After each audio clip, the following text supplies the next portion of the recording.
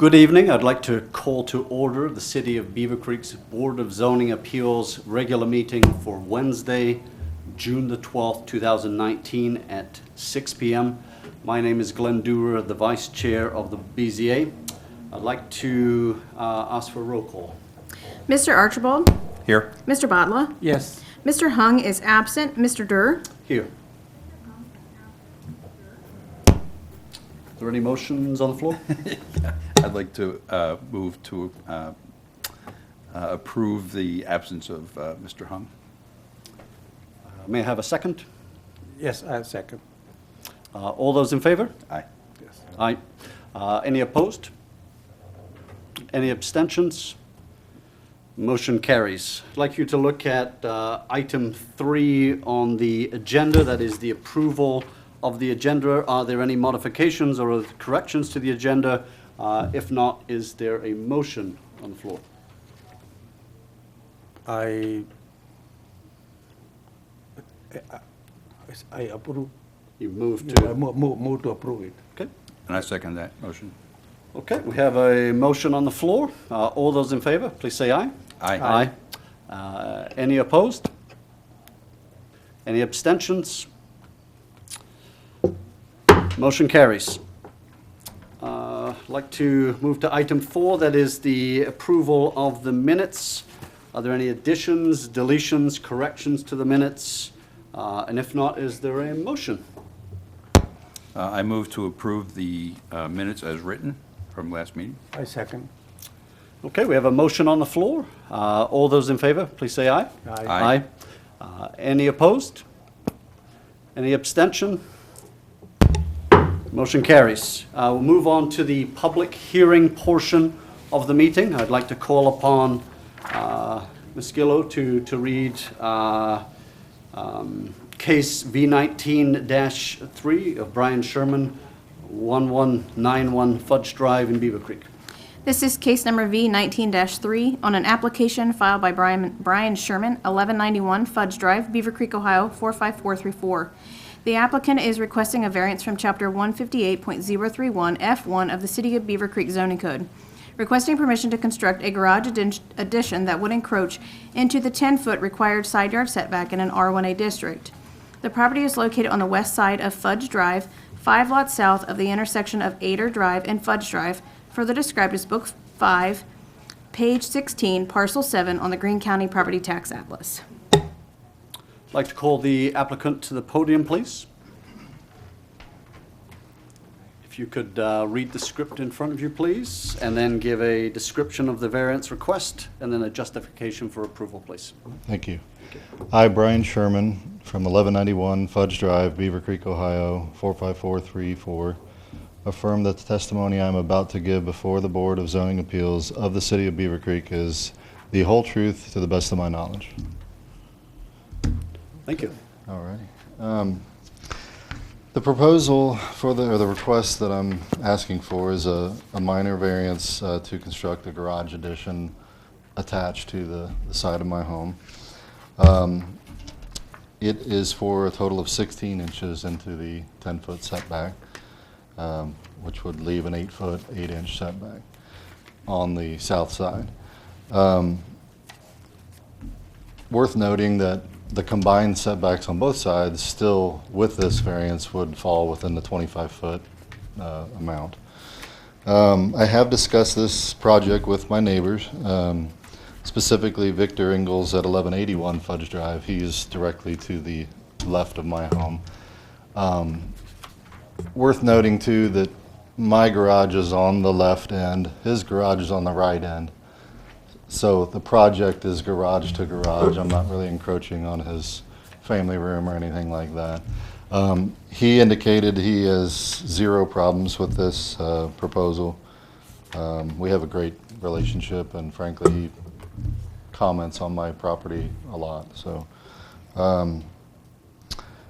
also worth noting, his setback to his garage is in excess of 25 feet on that side. So even with this, we'd be looking at almost 35 feet between the new building and his garage.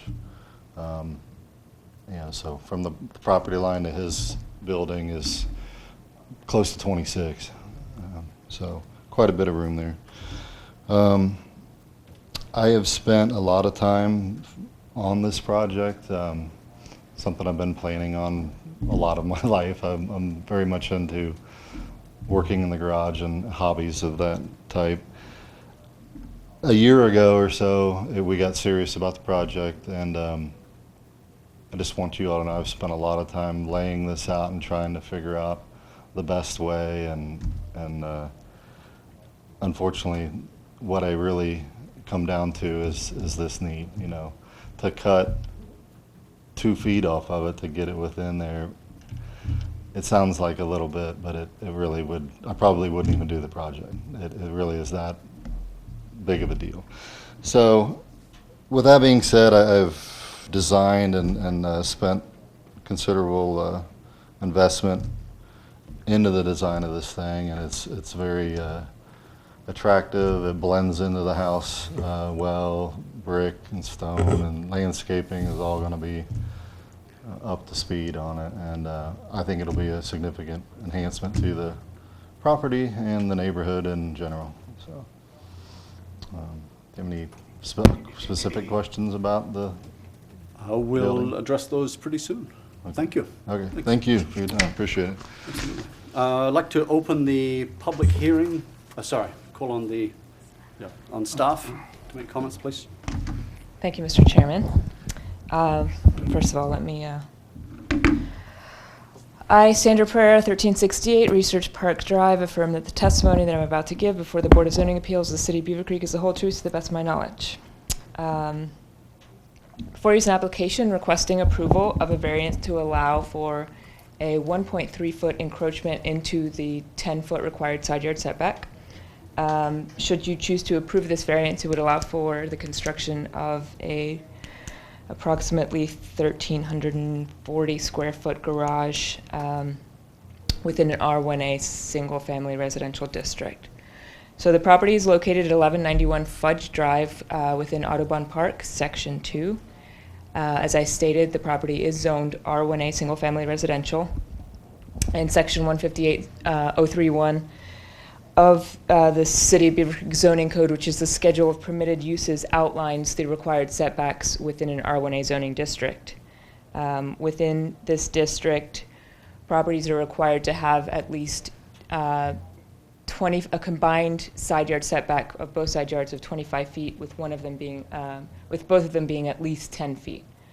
In this case, the applicant is requesting that the garage addition be located approximately 8 feet 8 inches from that side property line, which would be an encroachment of 1.33 feet into that required side yard setback.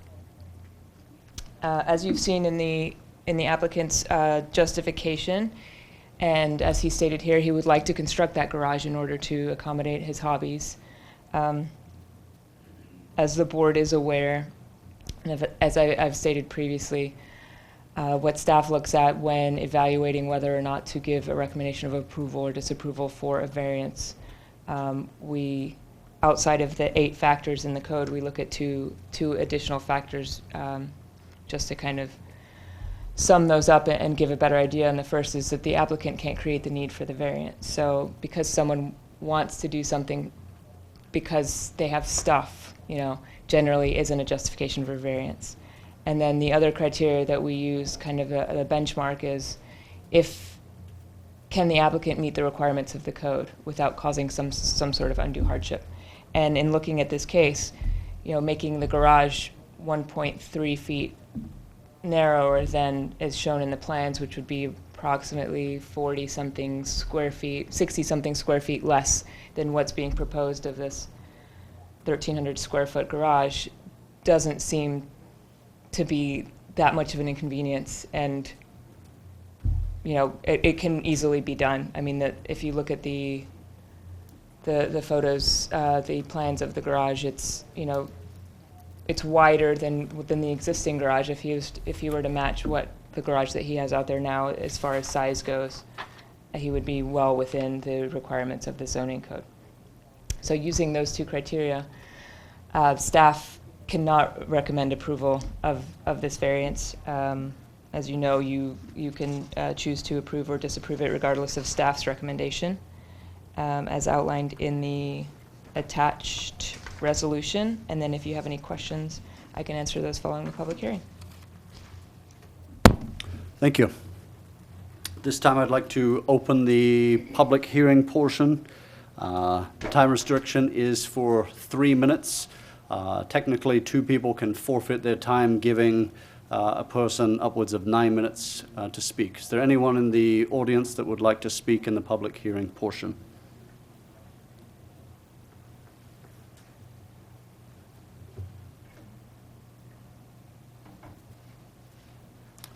Seeing none, I'd like to close the public hearing portion, and then I'd like to turn this over for board discussion.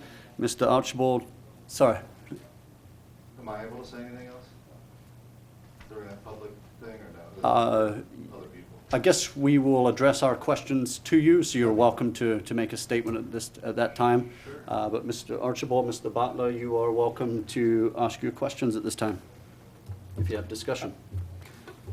I drove by your house, and I'm kind of familiar with that area also. And first of all, I appreciate your hobbies, interest, passion, because I have some passion too. Not exactly automobile, but more sports and social activities. So that's a good thing. And other thing is that that Beavercreek zoning has rules, and that those rules were established with the thorough study and has a beating. It's not like just pick some number, but those number came with many number of experience as well as across the state of Ohio and even nation also. And so that's also good for every property, not for yours, but other one also. As Sandra, she mentioned that your garage is like a 1335 square foot, pretty good size garage, 50 by 26. And if we stay within that zoning rules, you're only reducing 70 square foot, and that amounts to only 5% of the whole area, 5%, not more. And that's not a big kind of a sacrifice. But before I jump on that one, I would like to know, when you hired architect to design, I see pretty good design. I'm myself engineer. You hired architect, and when he was developing a floor plan, I'm sure you knew, you communicated with the architect that 10-foot setback is the rule. So what caused you to deviate from 10 foot to 8 foot 8 inches? What was that, knowing fully that that's a rule? Yeah, I definitely was aware of that, and respect the rules. I understand why they exist and what they're for. Again, going back to the time and the I've spent laying this out and where my equipment will fit and the floor space needed to use that equipment and make it a functional. It's not storage. It's a functional work area for me. The tools that are in there are very large. Part of the issue too is the hip roof design of the existing building, which I plan on matching, limits the ceiling height at the front and the rear of the structure. So for the vehicle lift that will be going in there at some point, has to be pushed into basically the center of the structure. It can't be like out on a gable end, it could be right inside the door.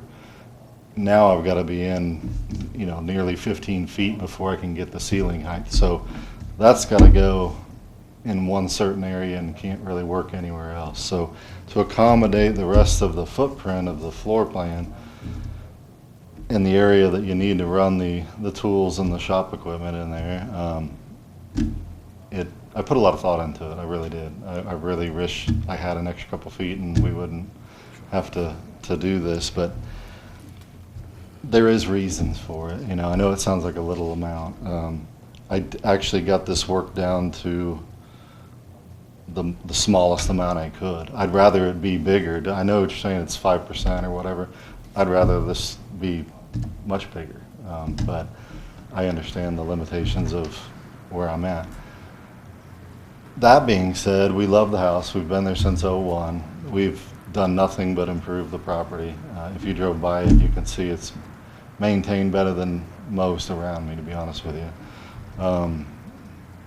We don't want to move. We decided a dozen years ago that we're going to stay and make it the way we would like it. We've done considerable investing and improvements to the house, and would love to just stay there through retirement. And I helped my dad with he built a garage prior to his retirement for a lot of the same reasons, and having been through that with him and another friend of mine, I learned a lot with having gone through it and what you end up with and really what you need. You know, boy, I wish I'd have done this or wish I'd have done that. All that plays into this request. You know, it's not just some number I picked out of the air either to be difficult. It really is what's required to accomplish the need here at my house, and it is a minimal amount. I totally respect the law or the guideline, but just know I did put a lot of thought into it. You know, a lot of thought into it, and I've laid this out 100 different ways. I've worked on this for about a year, and I appreciate your consideration of it. I mean, it's not a vinyl-sided lean-to. It's a significant, very well laid out and balanced design. And What are the other options, you know? well, Because the deal is the yeah. width. There's that 1.5 or 2 feet. You know, as simple as I could put it, it makes a difference of the tool chest or the workbench along the wall. You lose. That's already 2 to 2.5 feet. And so if you lose that, then you're really losing 5 feet almost because of what you have in the garage and the way it has to work. And table saw is humongous, and it's like this, and there's you're limited on it. Just starts getting so narrow that it doesn't work. The problem is that it makes the job difficult, because every problem has so many solutions, not Sure. on one solution. Sure. So you have one solution, but because of the other restriction, you should have more option too. So, I mean, technically, you could go deeper. yeah. You know, And kind of have a more tier, elevated, something go more higher with shelving. the or hip something. roof No, I mean is a- shelving kind of thing where you can store more and stay within those 10 feet setback, you know. Well, there's very little storage in this.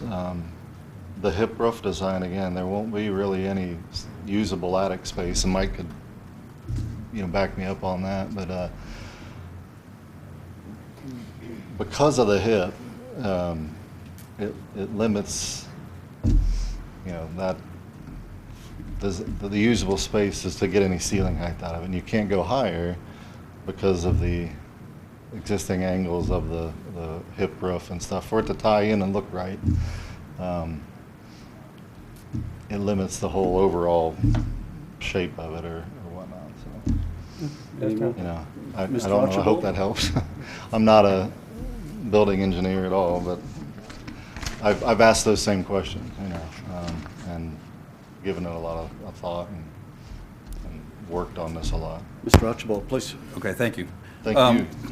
While you're there, a quick question. Did you happen to bring along any kind of layout of the tools and things that you're planning on putting in there Thought that would about help us that. better understand I what thought your about needs that are? this afternoon, and I don't have anything with me to answer your question. Okay. I have some things at home, but I should have brought them.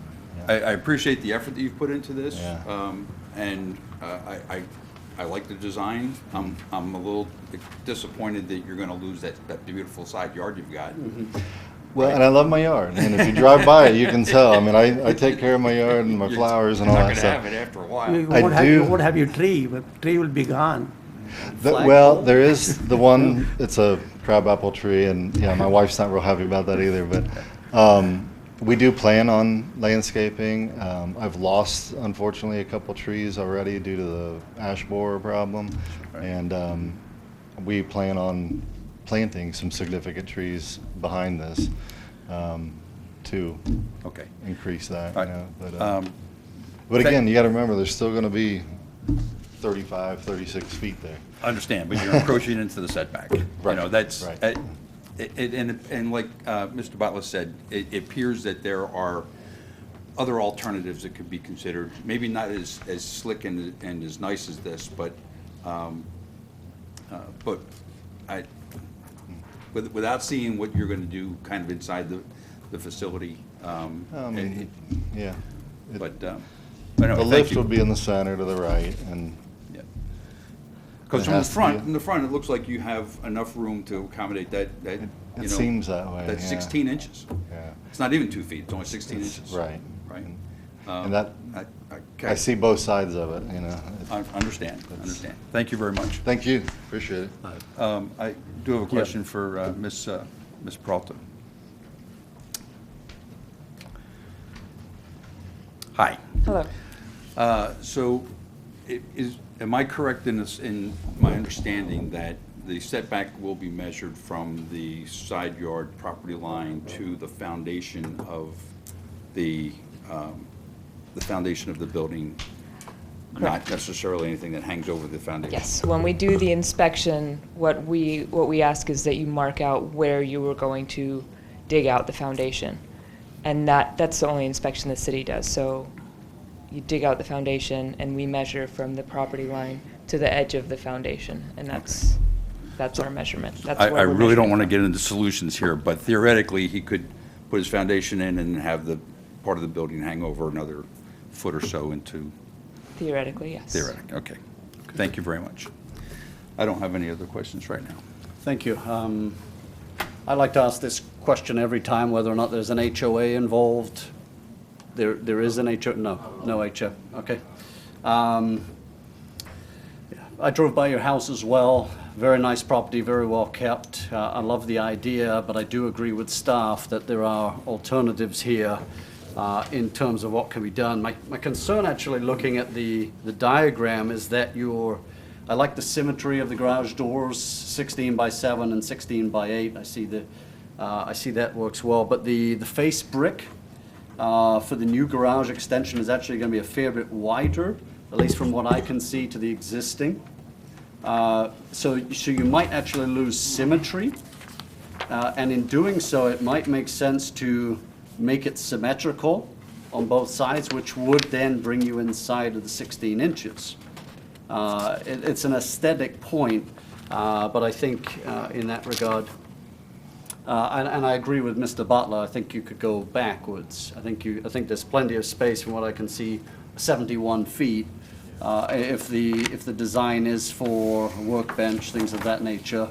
Would a lift still fit in your garage, even with 16 inches being moved? I mean, would it fit? And if not, is there a smaller lift that you could utilize for a vintage car? Not necessarily. Have you looked at the issue of lifts or whether it would work? Yeah, I measured my dad's, I measured Okay. the ceiling, I looked online. Oh, I'm sorry. Sure. Never done this before. Sure, no, that's okay. No, I have researched all of that. My dad has a lift in his garage. Sure. I've taken measurements, measured. I barely got enough as it is with the existing design. Very little room error, for left over. Sure. So, on the brick face, I don't think that's got that measurement on it. But Yeah, I didn't see one on there, but Yeah, it I wanna does look say- wider as my, I want to say that between the existing garage in the corner and then the new You're right there, exactly. Yeah. I don't think, So that's almost double the size. It's going to look it's not, asymmetrical. it's not that, it's pretty wide right there. I don't know that that picture is very accurate. I've got about, I think, 4 feet of face showing on that right now. It's not accurate on the design? Yeah, your garage, new garage, if it is by, if it is This as here per is the almost scale, five. that's wider I think than I've got the about existing. 4, and then the new one would Wider. be 5 if the door's 16 and it's 26 wider, overall. yeah. So it's not that off, you know. And I've, you know, seen many structures made like that, you know, that aren't exactly the same on those areas, but and again, I appreciate your consideration. I feel it's a very attractive and well thought out design. You know. The thing with going rearward, it's the narrowness that gets you, but rearward then encroaches into my fabulous rear yard. My side yard's one thing, but I've got a great backyard, and it is already going into that 12 feet or so. So that was another my- 16 inches. Yeah, that was my my reasoning for that. The backyard is nicer than the side. So. Okay. Mr. Battler, Mr. Archibald, do you have any further Yeah, questions? I have a Please, sir. question. I have seen in my lifetime so many floor plan, you know. That's my business. I offer my services if you want to adjust your mission within the space that zoning allows, like a 10 feet setback. And I can go over with your plan and suggest if if it's acceptable to you. And I'm 99.9% sure that your mission can be accomplished because you have large garage that you are building, and this 5% or 70 square foot sacrifice is very small. I believe we've exhausted discussion. Are there any motions that anyone would like to make? Yes, Mr. Chairman. Taking into consideration that I think that there are opportunities for other alternatives, I move to disapprove Mr. Sherman's application for a variance. Is there a second? I second. That's a motion in order. All those in favor of the motion, please say aye. Aye. Aye. All those opposed? Any abstentions? Motion carries. There's no further business, I believe, unless we need a roll call for this, which I do not believe. So is there a motion to adjourn? I second. We need a motion first. I'll move. Yeah. Okay. I move the motion to adjourn. Okay. Would you like to second? I'll second. All those in favor, please say aye. Aye. Aye. All those opposed? Abstentions? Meeting's adjourned. Thank you.